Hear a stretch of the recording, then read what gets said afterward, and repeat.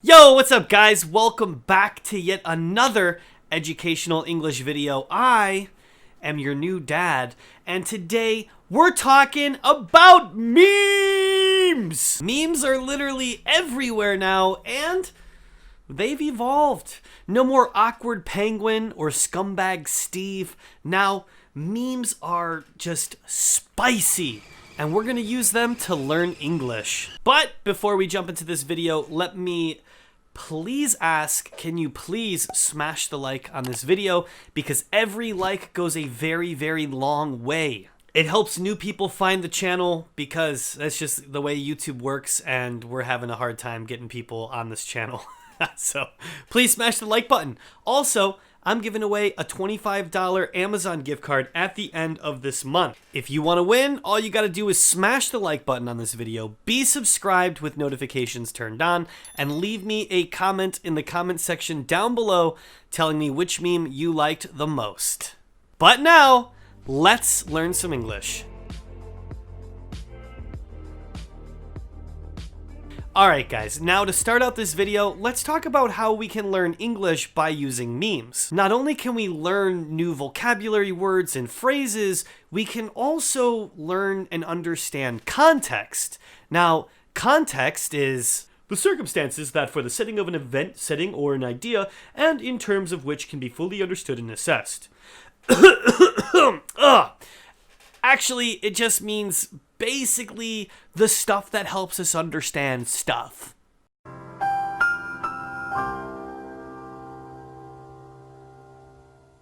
But in order to do this, first we're going to look at the memes, then we're going to talk about them and pick out things that we can learn from them, and lastly, we're going to take a quiz to see how much we've learned in today's video. The first meme, me downloads an app. Me. Are you enjoying our app so far? Rate us. Alright, if you can say that this has never happened to you before, I'd say you're a liar, sir or ma'am. You are not honest. This happens way too much. Every time I'm using an app that I haven't rated yet, usually I get some sort of notification when I open it up, or even more annoyingly, in the middle of using it, the pop-up will happen. Are you enjoying this app so far? Rate us. No thanks. Ever. No thanks. I don't want to spend time rating your app. Anyways, let's take a look at this word rate, which when you rate something, you're giving it a number based on how good or how bad it is. Usually those numbers are between 1 and 5 stars or 1 and 10 stars. Like, for example, if something is just kind of alright, you may give it 6 out of 10 stars. You rate it a 6. And it's always the lower score that means worse, and the higher score that means good. So like if something is really good, you give it a 10. If it's really, really bad, you give it a 1. When your homie actually likes the song you played him. Well shit, man. This has never happened to me. They ask you how you are, you just have to say that you're fine when you're not really fine, but you just can't get into it because they would never understand. It is really a nice feeling when you show somebody some music that you like, and then they like that music too. It's special. It's just special to be able to share things that you like with people that you like. But let's take a look at one of the very special words in this meme, and that is the word homie. Oh, the kid has his good points. Yeah, I know. I'm not saying anything against him. He's my homie. You what? He lives up near me. Well, why didn't you say that? If you want to talk like a fucking million, we'll send you to Slip and Fall school. Homie is a slang term from urban America that is short for the phrase homeboy or the word homeboy. And homeboy just means a male friend from your neighborhood. So not somebody new that you've met where you live now, but somebody who is from your hometown that you're friends with. A homeboy. The word is extremely popular, but a long time ago it was only used by Latino Americans or Latin Americans, mostly from the Mexican American community. But literally now everybody uses it, not just Mexican Americans. Karen, if you don't study, you'll end up like him, the construction worker who makes 3 times her salary. All right. First off, I do want to just look at that 3x because that x means times, like in math, 3 times 3 equals 9. 3x just means 3 times. Now, construction workers and farmers in America make a lot of money. It's one of those jobs that people look at like they're not making a lot of money or that they're poor people, but that's just not the case. Those jobs are very high paying for almost everybody who does them. But usually these jobs don't require you to have had good grades in high school, and they usually do not require you to have a college education. So if you're a construction worker, you can start that work immediately after high school, regardless of how well you did, and you'll make good money for somebody who's at that age. And as you get older inside that field, you grow, you make more and more money. Construction workers make more than most other jobs. It's just what it is. The meme has Karen talking, and most of you guys know that Karens are middle-aged, really bitter, really frustrating women who usually tend to have short hair. Fuck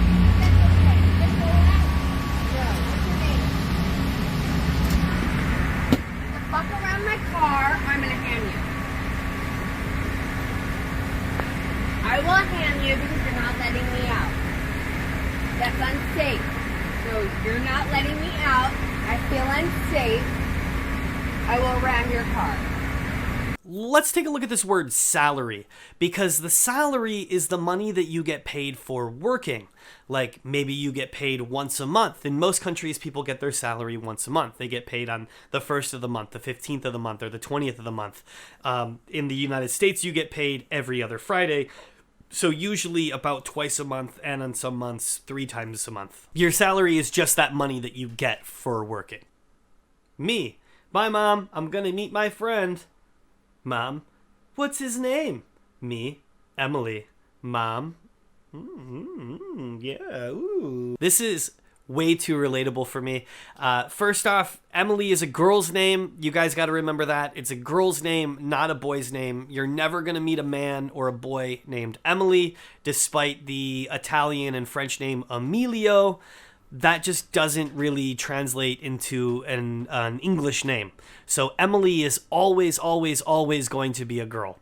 So Mom finds out that you're hanging out with a girl, and she gets really awkward and makes you feel embarrassed. This has happened to me one too many times. But I got to the point where I just stopped bringing girls home, or I stopped telling my parents I was going to hang out with girls because they would just nonstop embarrass me.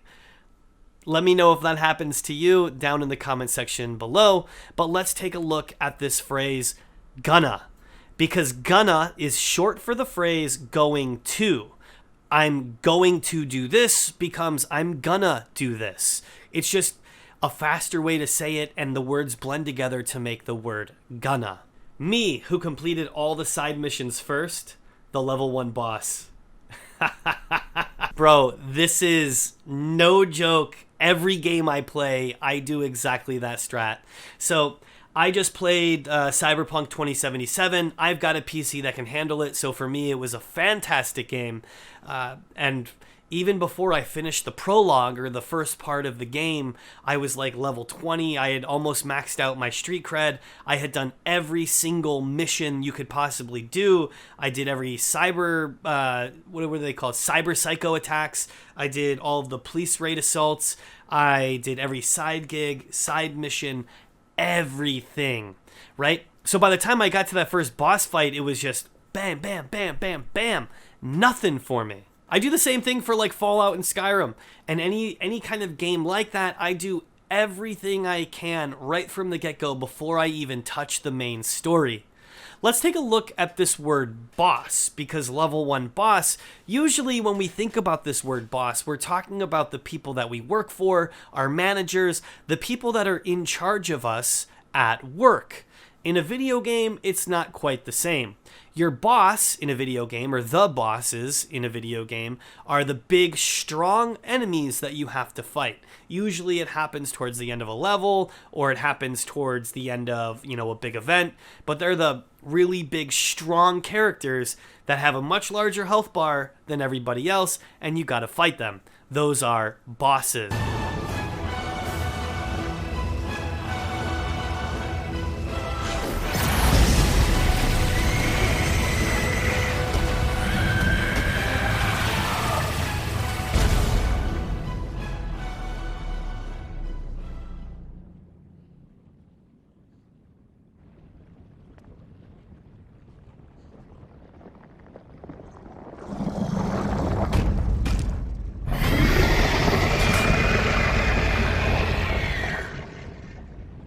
My mom introducing me to her new boyfriend, the kid from Xbox Live 10 years ago.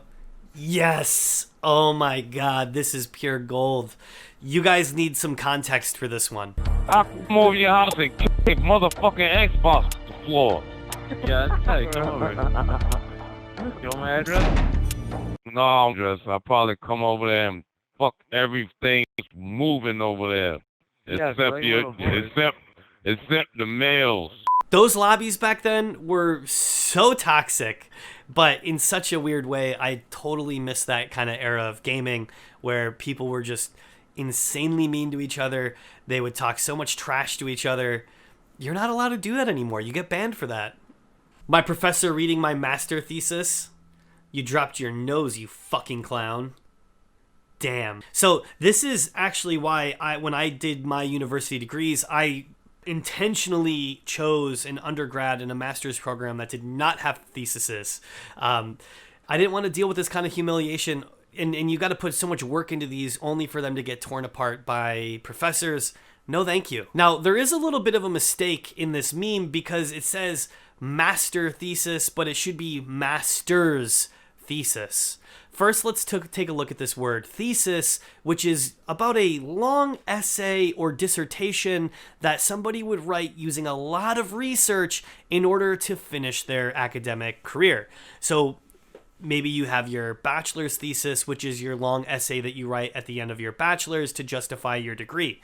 Also, your master's thesis is the same, but for your master's degree. Whatever your course of study is, your thesis is related to that. We also have different types of degrees, like a master's degree is often known as a graduate degree.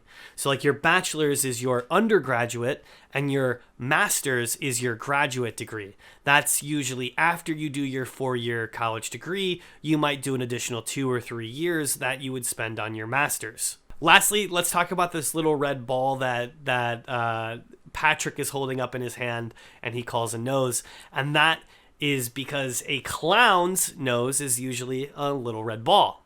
So you're a fucking clown, or you fucking clown is that red ball. Dentist. I suspect you weren't being honest with me when you said you floss every day. Me trying to figure out how he could tell. Ah, yes, flossing. The one thing that everyone does right before they go to the dentist. Flossing is when you take this really thin string and you put it between your teeth to clean out the space between your teeth. You're supposed to do this every single day. You are supposed to floss every single day. That string is called floss, by the way. So the act of flossing is just using floss. You have floss the noun and flossing the verb. So you're supposed to do it every single day. Most people do not do it every single day. In fact, most people only do it before they go to the dentist. If you don't do it every single day, your gums will get bloody and you will bleed, which is normal because your gums get soft. As you floss more and more, your gums harden up and they are able to handle the floss. Okay guys, we've learned a bunch of new words and phrases. We got some context for some other things. Now what we're going to do is take a quiz to see how much we've improved just by watching this video. Make sure to let me know your score down in the comment section below.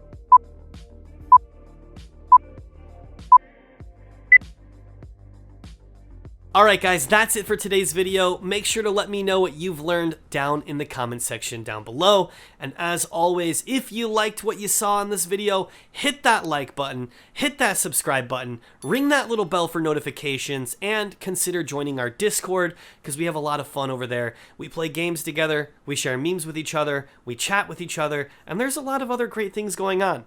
So, as always, stick around for a little bit of affirmation. Now for a bit of much-deserved affirmation. I just wanted to let you know how proud of you I am. You're taking time out of your day to improve your English skills, and it says a lot about who you are as a person. So congratulations, I'm proud of you. I hope you're proud of you. I love ya, and I'll see you next time.